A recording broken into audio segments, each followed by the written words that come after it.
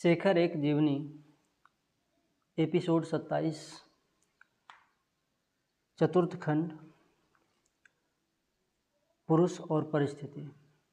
कहते हैं कि धीरे धीरे सब कुछ हो जाएगा, कि धीरे धीरे अज्ञान दूर हो जाएगा, यह आत्मा पर छाया हुआ कोहरा उठ जाएगा।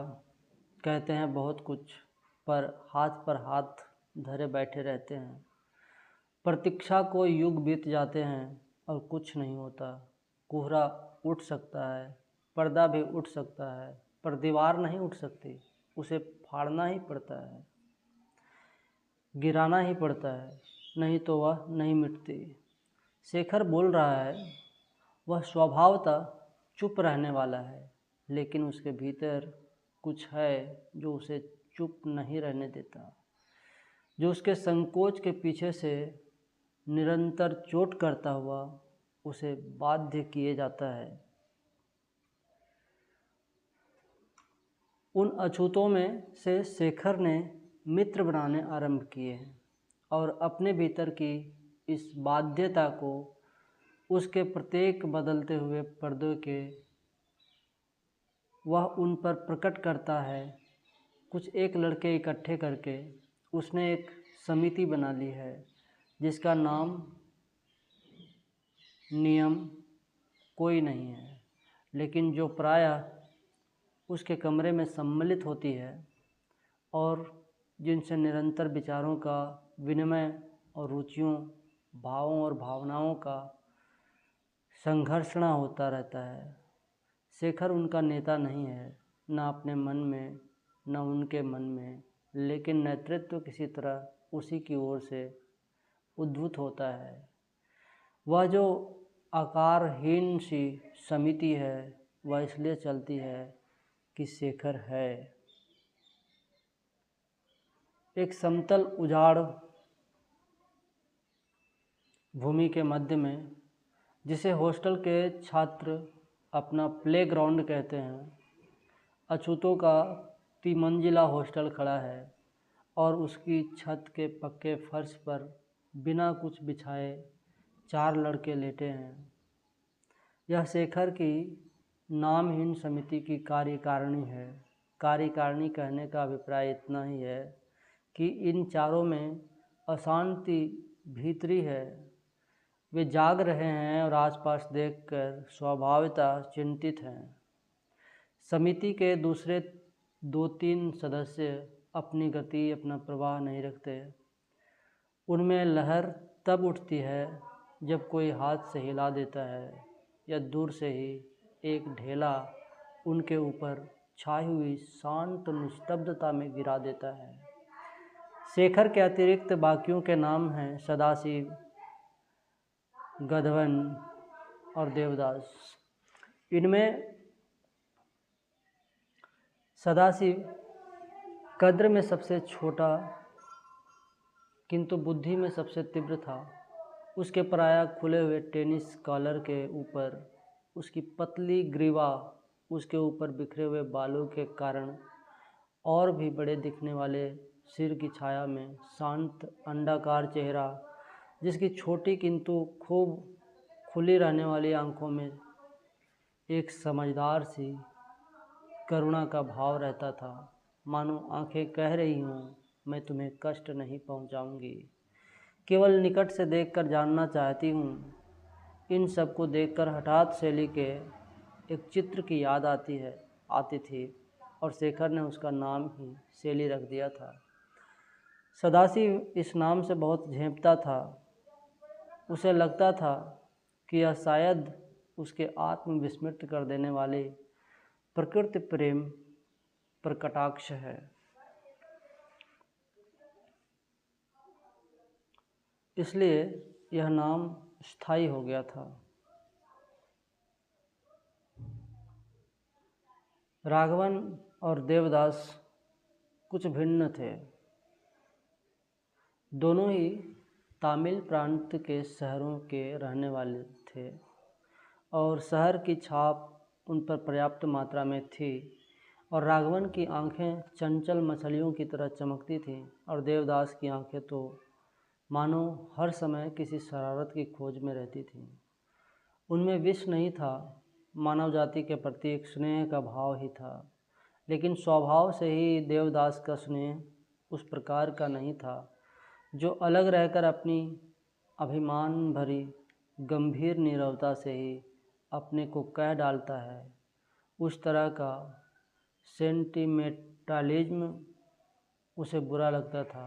स्नेह निरंतर चुलबुलाहट में, बातचीत, हंसी मजाक में अपने को छिपाए रखे, यही उसे ठीक लगता था।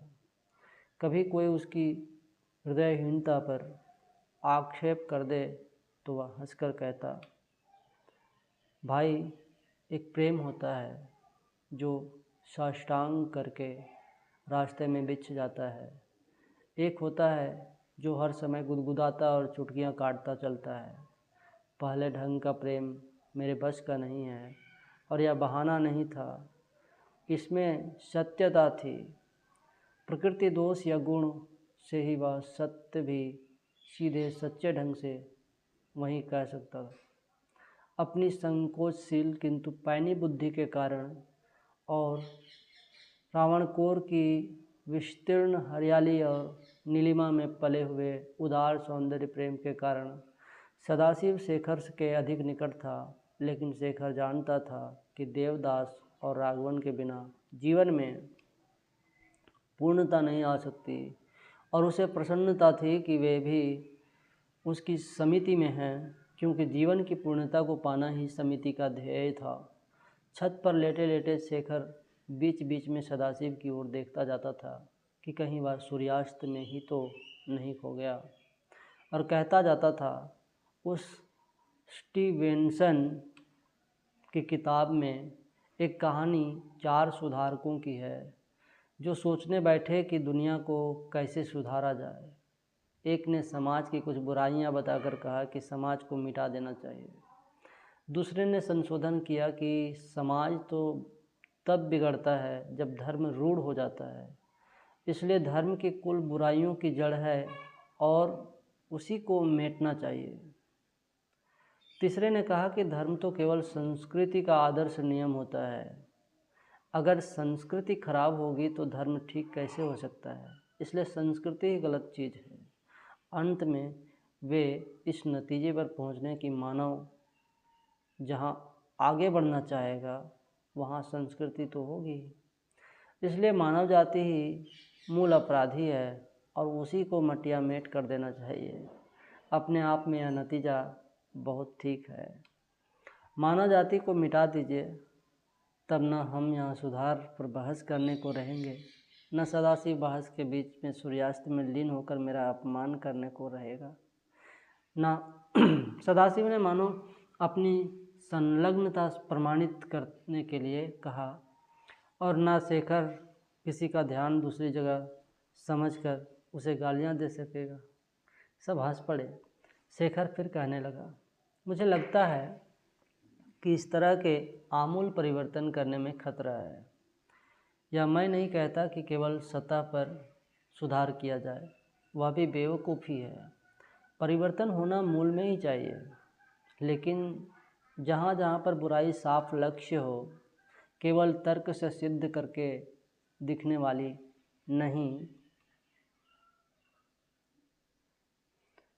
राघवन ने कहा, यानी इसी कहानी में देखो, धर्म संस्कृति का आदर्श नियम है, इसलिए धर्म की बुराइयां संस्कृति से पैदा होती है, इसलिए संस्कृति बुरी है। यह केवल तर्कना शक्ति का नट का तमाशा है। संस्कृति की बुराई अगर हमें देखनी है तो संस्कृति में स्पष्ट देखनी होगी, इस प्रकार दूर से सिद्ध नहीं करनी होगी, नहीं तो कहीं अच्छा कुछ है ही नहीं, बुराई ही बुराई है। और यह हमारी अशांति भी तो उस बुराई में पैदा हुआ मनोविकार है। मानव बुरा होकर अच्छी बात सोच कैसे सकता है? आप अंधकार दूर करना चाहें तो यही कर सकते हैं कि रोशनी जला दें, यह नहीं कर सकते कि अंधकार का अंधियारापन मिटा दें। सदाशिव ने रोक कर कहा, लेकिन शेखर, यह तर्क भी तुम्हारा खतरनाक है। नैतिक दृष्टि से यह हिंसा का सिद्धांत प्रतिपादित करना है। तुम्हारे कहने के अनुसार चले तो हमारा काम सिर्फ यथार्थ बुराई का नाश ही है, ध्वंस लीला ही है। वह बुराई पैदा ही ना हो, इसका प्रबंध तुम्हारी दृष्टि में खामख्याली है, अम नहीं। किसी हद तक तो तुम्हारी बात ठीक भी है। ध्वंस को मैं गलत नहीं मानता, न उसे हिंसा ही कहता हूँ। हिंसा वहाँ है जहाँ प्रेरणा हिंसा की है, जहाँ अनिष्ट करने की चेष्टा है। इष्ट के लिए ही हुई हत्या भी, इष्ट के लिए की हुई हत्या भी हिंसा नहीं है, बशर्ते कि वह इष्ट व्यक्ति का नहीं, सृष्टि मात्र का है।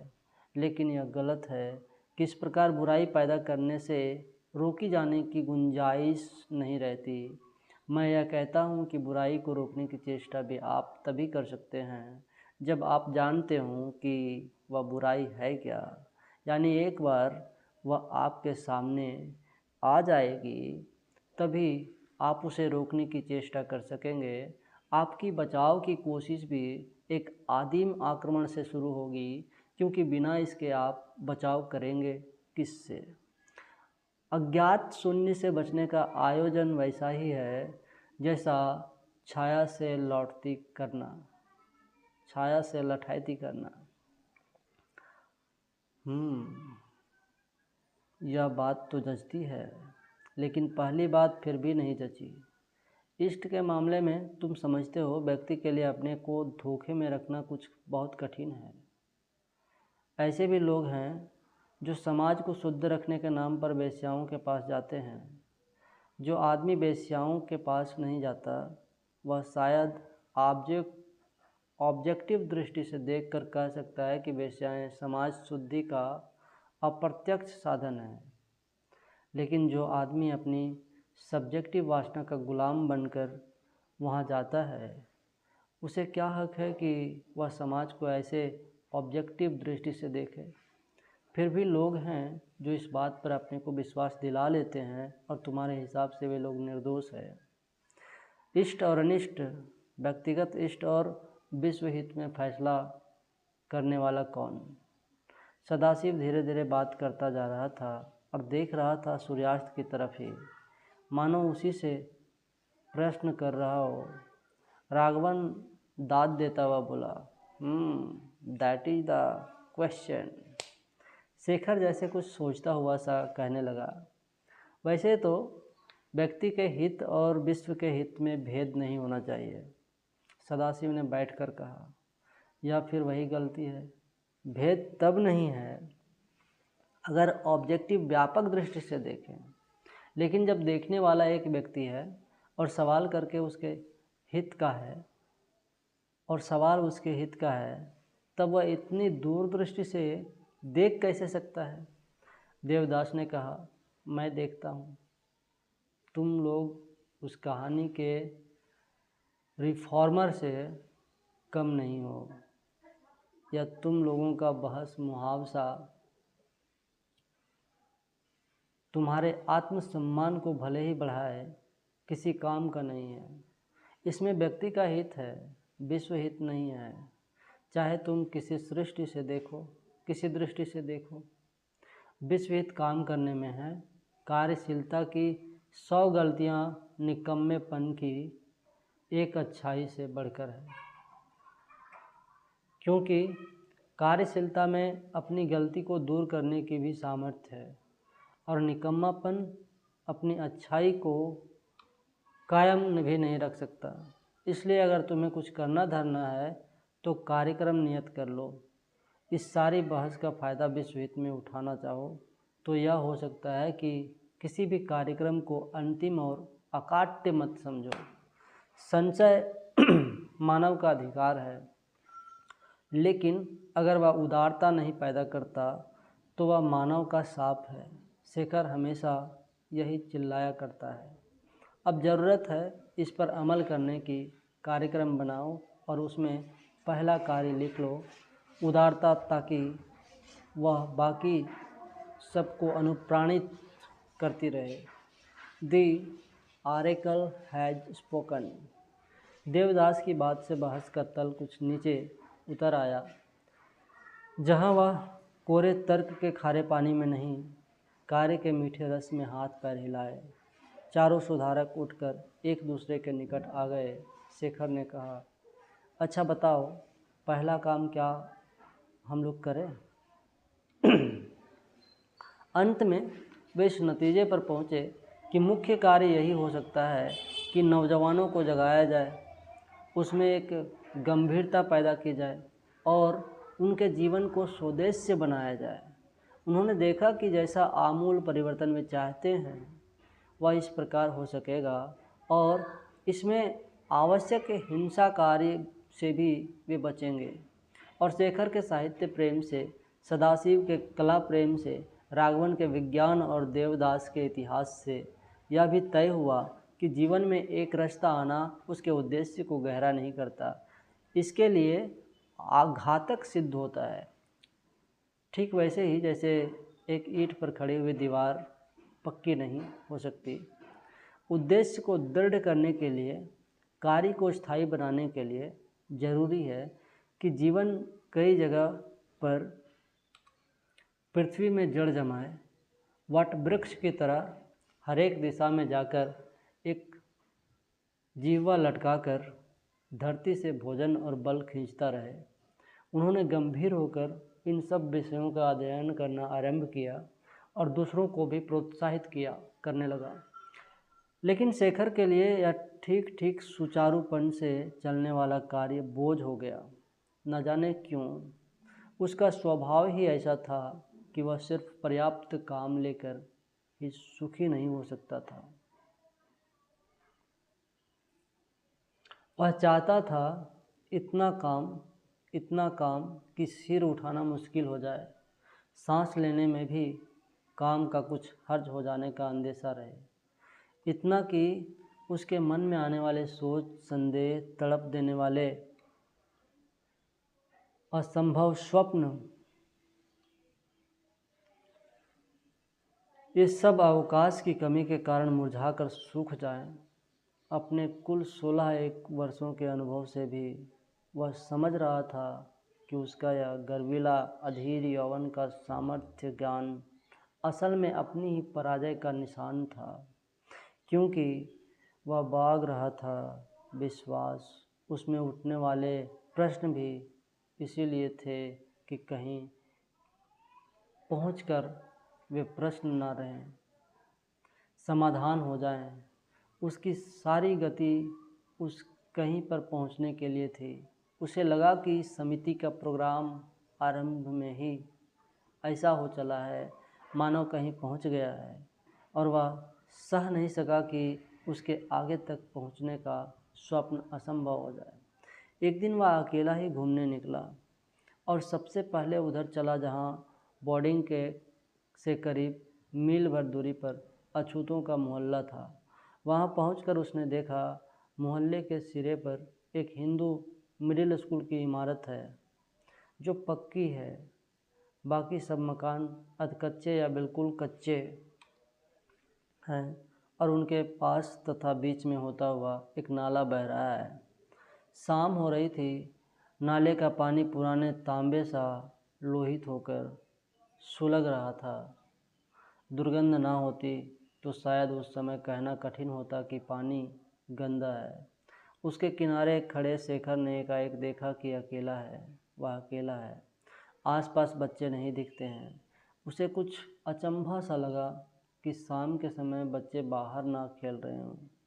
क्यों नहीं हैं वे बाहर, और ख़ासकर इस अछूत मोहल्ले में जहाँ भीतर और चाहे कैसा हो बच्चों के लायक नहीं है।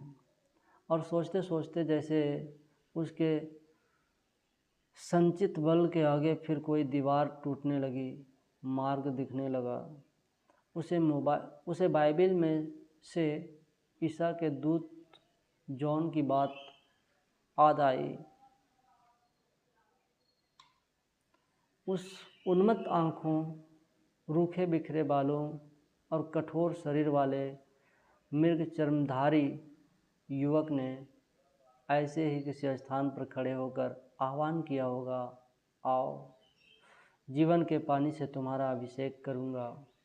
और ऐसी ही किसी लोहित मैली संध्या में मानवता के उच्छिष्ट छोटी जाति के लोगों ने उसकी सुनी अनसुनी कर दी होगी।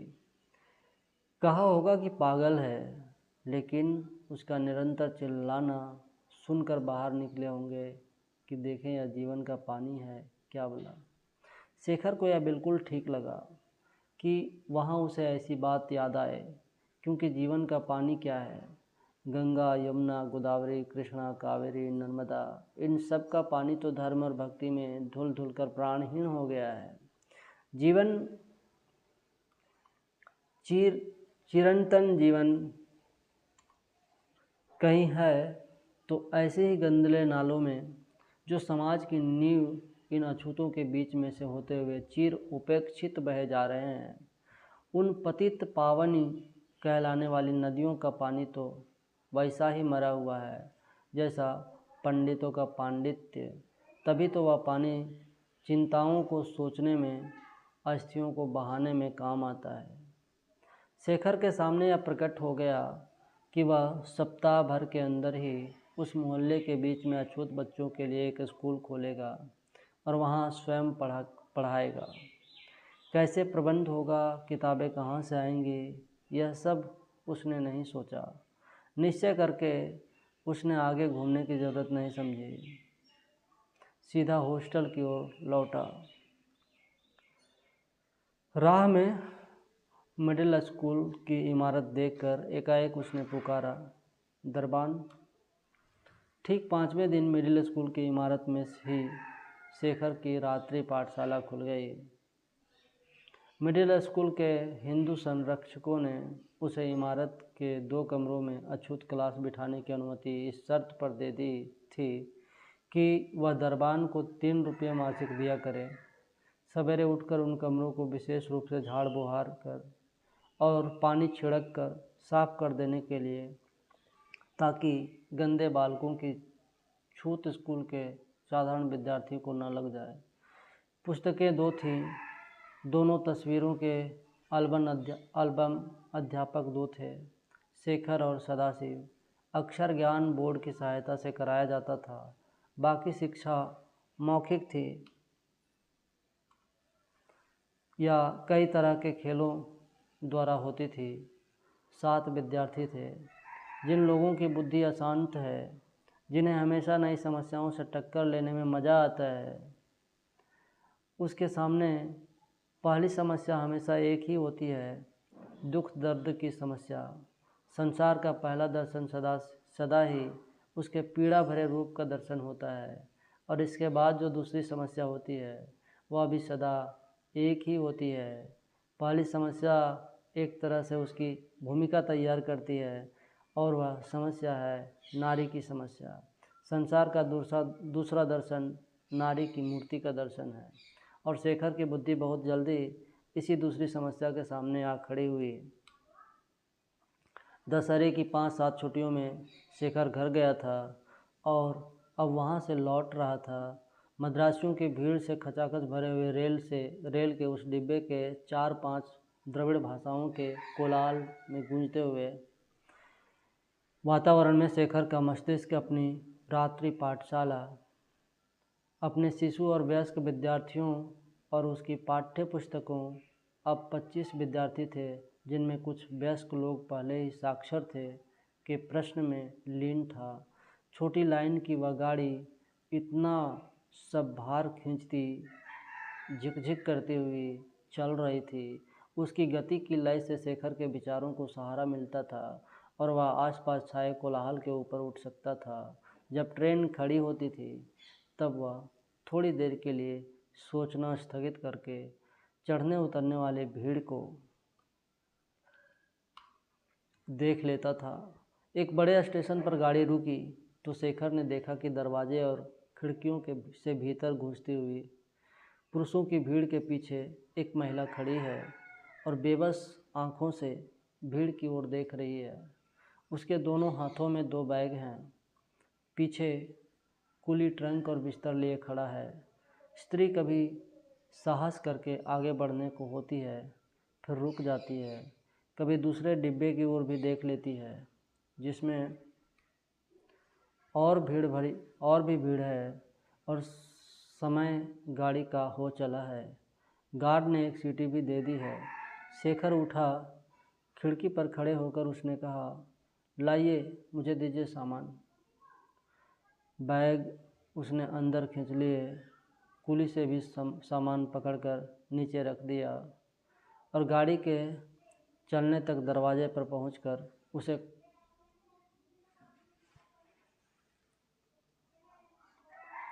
उसे खोल और भीड़ को धक्का देकर बोला, चलिए आइए।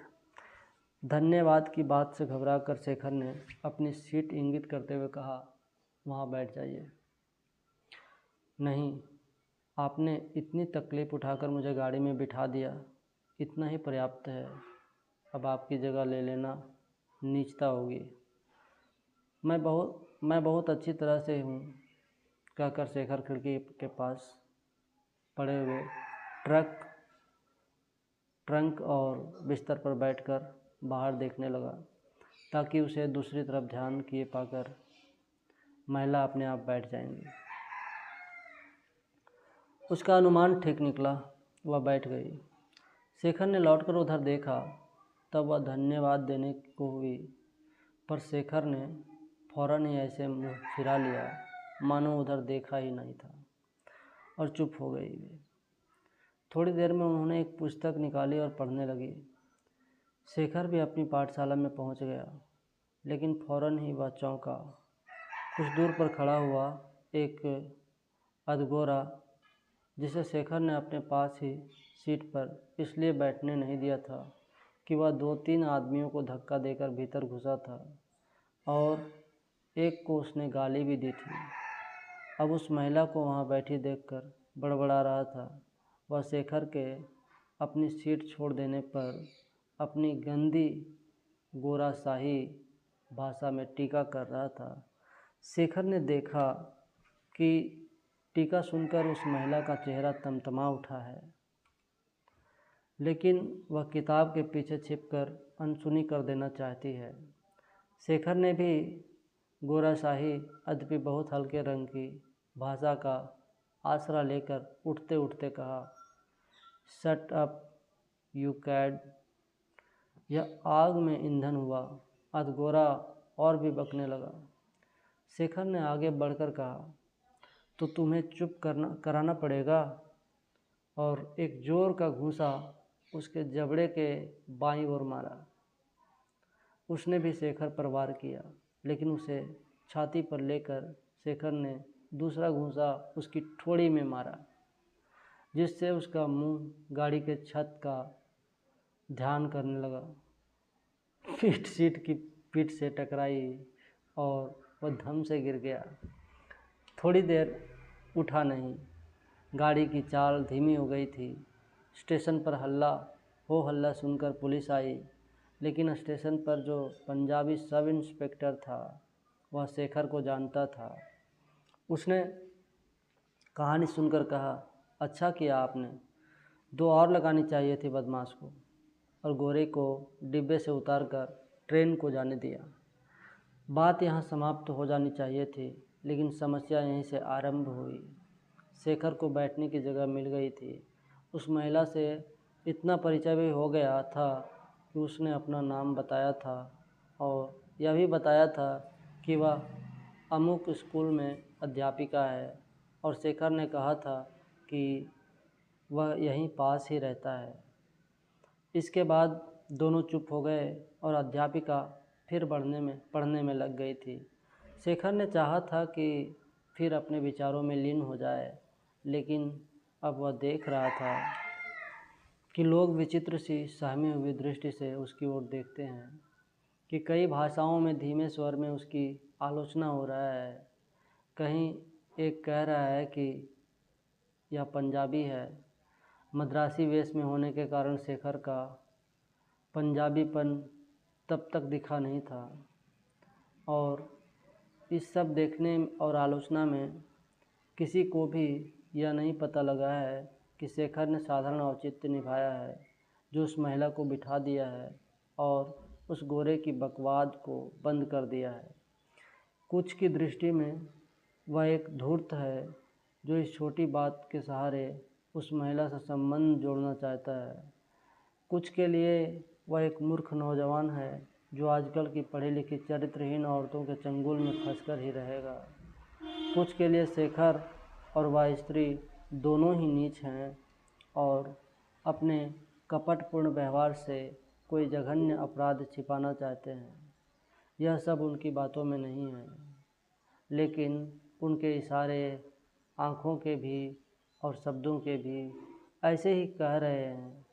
शेखर के सुनने के लिए नहीं कह रहे हैं, उससे चोरी ही कर रहे हैं, इसलिए शेखर को वह और भी तीखा लग रहा है। शेखर मुड़कर सिर खिड़की से बाहर निकाल लेता है। बादलों से बोझल पहाड़ी हवा उसके तपे हुए कानों के पास से सनसनाती हुई निकलती है तो वह सोचने लगता है कि यह क्या बात है। इस तरह का नैतिक अविश्वास उसने अब तक जाना ही नहीं। पाप उसने बहुत जगह देखा है, किया भी है, लेकिन पाप ही मानव की हर एक प्रेरणा का मूल है। ऐसा भयानक संदेह, ऐसा असंदिग्ध अविश्वास वह अपने हृदय में नहीं जमा सका है। उसे समझ में नहीं आता कि ऐसा करके कोई जी कैसे सकता है। जिसके हृदय की नाड़ियों में कीड़े कुलबुला रहे हों, वह शांत कैसे रह सकता है। पुरुष और स्त्री का संबंध व्यक्ति के रूप में नहीं, सामूहिक पुरुष और सामूहिक स्त्री के रूप में उनका संबंध इस घातक अविश्वास के रूप में शेखर के सामने पहली बार आया। आज उसने देखा कि संसार के कष्ट के प्रश्न से भी बड़ा यह संसार के अविश्वास का प्रश्न है। यह बड़ी भारी समस्या जो मानव मात्र ने उस व्यक्ति में केंद्रित कर दी है जिसे शेखर ने अब तक सिर्फ सहारे के रूप में जाना है, नारी में। और इस विचार से ही उसका दम ऐसे घुटने लगा कि जैसे उसके नासापुटों में, फेफड़ों में कीड़े घुसे जा रहे हों। शेखर की समिति के सामने उसके उद्देश्य धीरे धीरे कुछ अधिक स्पष्ट होने लगे। नौजवानों में जितना गंभीर असंतोष और परिवर्तनशीलता जागने की ज़रूरत है, उतना स्त्रियों में भी जगाना चाहिए। इस पुरुष प्रधान सभ्यता का अपनी संपूर्णता में संतोष तोड़ देना होगा। उसका यह औचित्य का दावा झूठा कर दिखाना होगा, तभी हमें आगे बढ़ने का मार्ग मिलेगा। यह नारी मात्र में अविश्वास, नारीत्व को ही पापात्मा मानने का संगठित षड्यंत्र नष्ट करना होगा। पुरुष के मध्य में पागल हमारे दार्शनिक और समीक्षक कहते हैं, स्त्री को पापमयी दुर्भी प्रेरणा समझना रोमांटिक युग की देन है। जब पुरानी रूढ़ियों में हमारा विश्वास टूटने लगता है, पुराना धर्म, पुराना ज्ञान, पुरानी दैवी विधान हमें अपने नए विज्ञान के कारण अपर्याप्त और झूठा लगने लगता है, तब हमें पहल मालूम होता है कि इस अब तक सुव्यवस्थित जान पड़ने वाले विश्व में कुछ अव्यवस्थित, बेठीक भी है। तब हम उसे पाप कहते हैं। लेकिन जब वह पाप हमें मधुर भी लगती है, आकर्षित भी करता है, तब हम रोमांटिक बनकर उस आकर्षण का अनौचित्य छिपाते हैं। हम कहते हैं सौंदर्य में आकर्षण है, वह हमें बांध लेता है। उसमें पड़कर हम नियति के गुलाम हो जाते हैं और वह हमें एक गहरे गड्ढे में ढकेल देता है। और सौंदर्य का सर्वोत्तम, सर्वश्रेष्ठ, सर्वशक्तिमान प्रतीक नारी नहीं हो तो क्या है। इसीलिए नारी मूल पाप भावना है, महामाया है, पतन है। और इस प्रकार हम अपने में संतुष्ट रहते हैं और संगठित अविश्वास की दीवार खड़ी करते हैं। वह दीवार हमें तोड़नी होगी। शेखर बोलता है, सदाशिव कभी कभी दाद देता है, नहीं तो चुप रहता है। उसकी चुप में शेखर अपना सहयोगी पहचान लेता है। देवदास हंस देता है, पर जो काम सुपुर्द होता है लगन से करता है। केवल राघवन का उत्साह कुछ घट रहा है। समिति के उद्देश्य ज्यों ज्यों साफ होते जाते हैं, उसके मेंबर भी बढ़ते जाते हैं, क्योंकि उन्हें कोई सुस्पष्ट सिद्धांत चाहिए जिसके अग्नियान में वे अपनी अपनी डोंगियाँ बांध दें। और समाज के समुद्र के पार घिसटते चले। लेकिन उससे काम कुछ अधिक अच्छा होने लगा है, ऐसा नहीं जान पड़ता, बल्कि विरोधियों को अब विरोध के लिए कोई बात मिलना अधिक आसान हो गया है। फिर भी ये अनेक तरह के जाल जंजाल काटता हुआ काला धुआं उगलता हुआ अग्नियान चला ही चला जा रहा है, और उसका कप्तान शेखर सदाशिव जैसा सहकारी पाकर अपने को धन्य मानता है। शेखर और उसके साथियों का एक दिन एकाएक ही नामकरण हो गया, एंटीगोनम क्लब। बात यूँ हुई, समिति बहस मुबाहसे से के बाद धीरे धीरे इस नतीजे पर पहुंच रही थी कि उनका युवक समाज स्त्रियों के प्रति वही भाव रखे जो आदरणीय अतिथि के प्रति रखा जाता है। वे रहें कुछ अपरिचित ही, लेकिन सम्मान पाएं, कष्ट में सहायता पाएं, विपत्ति में संरक्षण पाएं, और इतना सब होते हुए भी स्वाधीन रहें, किसी तरह उनके प्रति बाधित न हों। अपनी ओर से शेखर ने यह भी तय कर लिया कि वह विवाह नहीं करेगा, उसकी बात भी नहीं सोचेगा। इस निश्चय पर पहुंचने के बाद ही उसने हॉस्टल के एक ओर लगी हुई बेल के नीचे एक छोटी सी मीटिंग सी की थी और उसमें अपने विचार प्रकट किए थे।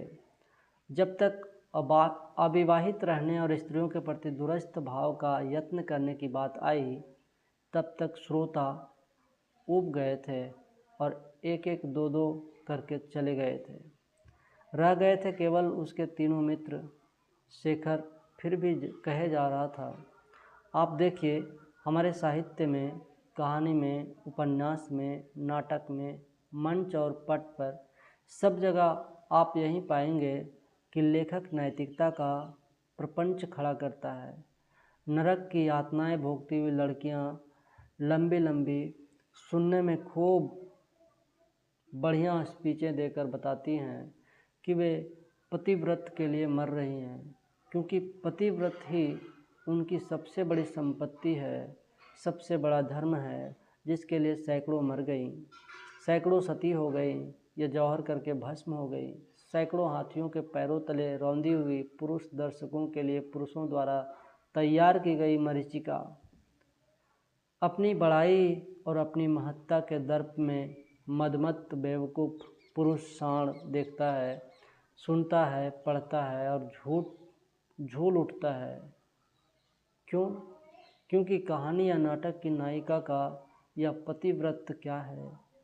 यह एक गुलामी है, चाहे सहर्ष स्वयं स्वीकार की हुई गुलामी, जिसके द्वारा वह अपने को अपने पति के यानी दर्शक की पुरुष जाति के और इस प्रकार अंततः दर्शक के अधीन करती है, क्योंकि अपने पुरुषत्व के कारण दर्शक ही प्रतिनिधि रूप में